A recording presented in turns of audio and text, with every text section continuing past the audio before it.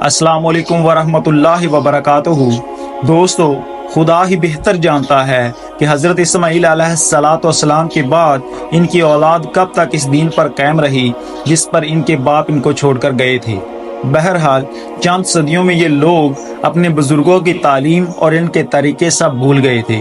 رفتہ رفتہ ان میں وہ سب گمراہیاں پیدا ہو گئی جو دوسری جہل قوموں میں پھیلی ہوئی تھیں۔ کعبے میں ایک خدا کی پرستش کے لیے دعوت تبلیغ کا مرکز بنایا گیا تھا، سینکڑوں بت رکھے گئے تھے، اور غضب یہ ہے کہ حضرت ابراہیم علیہ السلام اور حضرت اسماعیل علیہ السلام کا بھی بت بنا ڈالا، جن کی ساری زندگی بتوں ہی کی پرستش کو مٹانے میں صرف ہوئی تھی۔ اور حج کا جو طریقہ حضرت ابراہیم علیہ السلام چھوڑ کر گئے تھے، اس کی جگہ کچھ اس طرح ہونے لگا کہ کعبے کے گرد طواف ہوتا، مگر کس طرح ہوتا کہ عورت اور مرد سب ننگے ہو کر گھومتے تھے اور کہتے تھے کہ ہم اس حالت میں خدا کے سامنے جائیں گے جس میں ہماری ماں نے ہمیں جنا ہے۔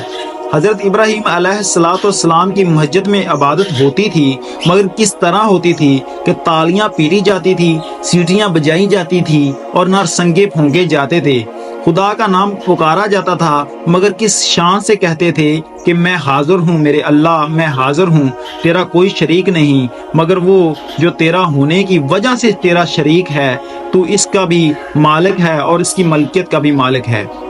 قربانی کا طریقہ کچھ اس طرح ہوتا تھا کہ خدا کے نام پر قربانیاں کرتے تو تھے، مگر کس بدتمیزی کے ساتھ کہ قربانی کا خون کعبے کی دیواروں سے لتھڑا جاتا تھا اور گوشت دروازے پر ڈالا جاتا تھا، اس خیال سے کہ نعوذ باللہ یہ خون اور گوشت خدا کو مطلوب ہے۔ اور اس طرح حضرت ابراہیم علیہ السلام نے حج کے 4 مہینوں کو احرام ٹھہرایا تھا اور ہدایت کی تھی کہ ان مہینوں میں کسی قسم کی جنگ و جدل نہ ہوگی۔ یہ لوگ اس حرمت کا کسی حد تک خیال رکھتے تھے، مگر جب لڑنے کو جی چاہتا تھا تو ڈٹھائی مار کر لڑتے تھے، اور پھر جھوٹی صحاوت کے مقابلے کچھ اس طرح سے ہوتے کہ پھر فیاضی کا مقابلہ ہوتا۔ ہر قبیلے کے سردار اپنی لڑائی جتانے کے لیے دیگیں چڑھاتے اور ایک دوسرے کو نیچا دکھانے کے لیے اونٹ پر اونٹ کاٹے جاتے تھے۔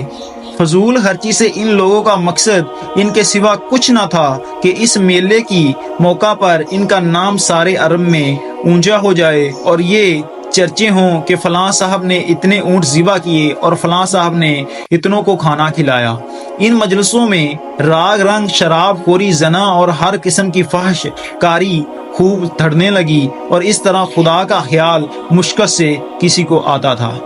اور یہ حالت کم و بیش 2000 برس تک رہی، اور اس طویل مدت میں کوئی نبی عرب میں پیدا نہیں ہوا، نہ کسی نبی کی خالص تعلیم عرب کے لوگوں تک پہنچی۔ آخرکار حضرت ابراہیم علیہ السلام کی اس دعا کو پورا ہونا تھا جو انہوں نے کعبے کی دیواروں پر اٹھاتے ہوئے ہاتھ اللہ تعالیٰ سے مانگی تھی کہ اے پروردگار، ان کے درمیان ایک پیغمبر خود انہی کی قوم میں سے بھیجو جو انہیں تیری آیات سنائے اور کتاب اور دانائی کی تعلیم دے اور ان کے اخلاق درست کرے۔ چنانچہ حضرت ابراہیم علیہ السلام کی اولاد سے پھر ایک انسان کامل اٹھا جس کا نام پاک محمد صلی اللہ علیہ وآلہ وسلم تھا۔